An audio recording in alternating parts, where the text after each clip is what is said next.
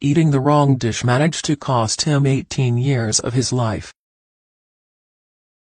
In the foyer of the St. Regis Hotel in Aspen, Prince Khalid bin Al Saud was having a thunderous breakdown and yelling and raving about an offense that had been committed against him. "You have insulted my honor," the prince yelled. "My royal father will be furious, I can tell you that much. With royalty, you don't conduct business in this manner." The prince was accustomed to receiving the respect befitting the son of the Saudi king.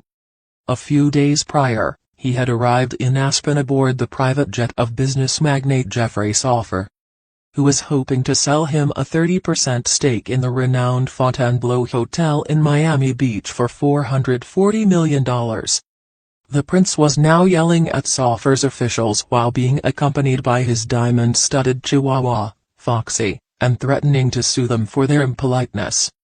Soffer's crew was about to learn the prince's dirty little secret, that he wasn't actually a member of the Saudi royal family, and that was the clear reason for the tantrum.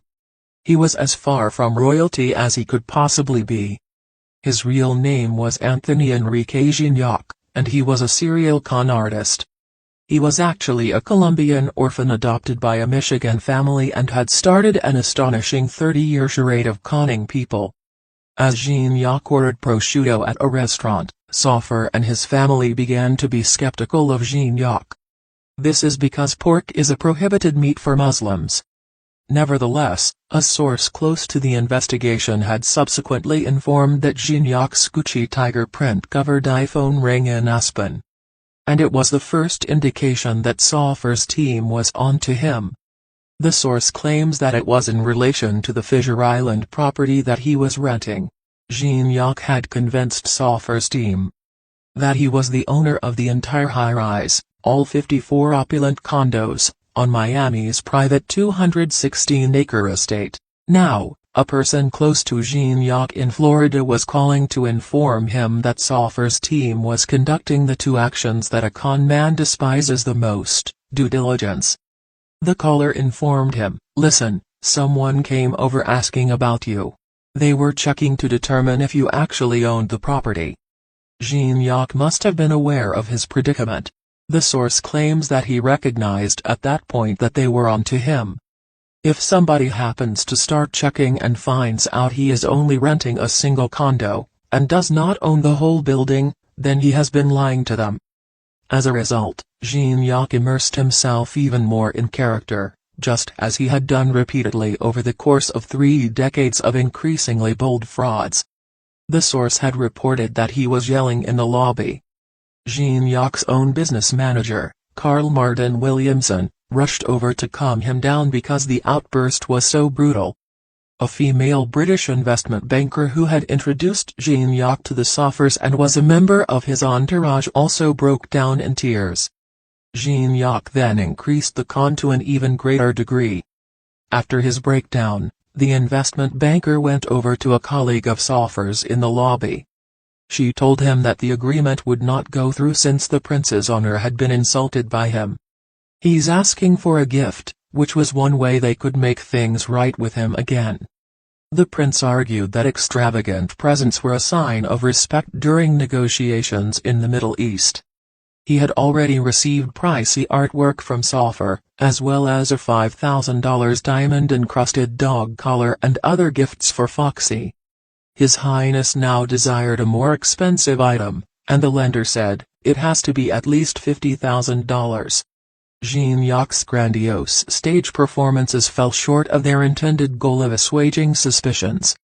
Soffer's security crew dug even deeper after the collapse at the St. Regis. The insider said that they are already skeptical because the prince's business dealings were not conducted in a customary manner.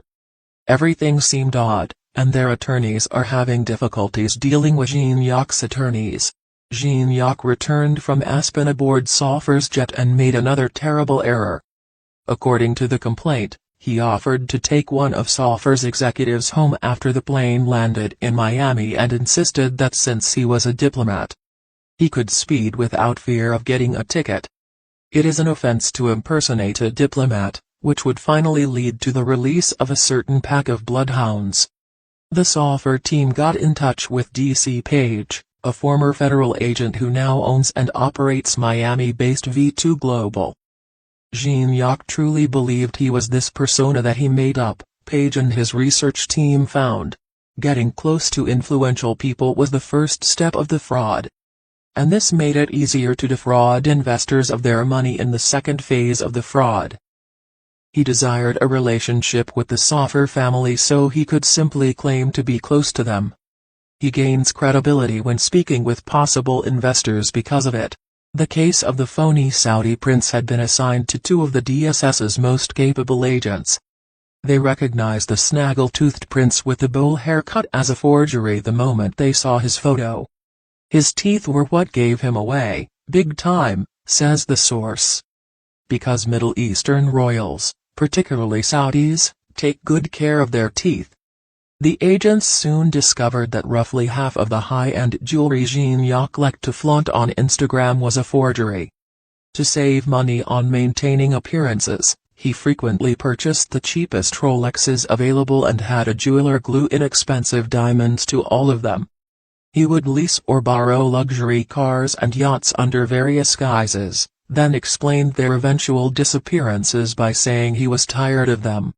One aspect of Gignac's ruse impressed even agents with the Diplomatic Security Service. While they were carrying out the search warrant on his Fisher Island condo, a young boy, perhaps 9 or 10 years old, approached one of them. "Are you a DSS?" he inquired. The prince had given his personal bodyguards bogus Diplomatic Security Service badges to wear on their lapels. "We looked at Gignac's counterfeit badges, and they looked better than the real thing," says the source.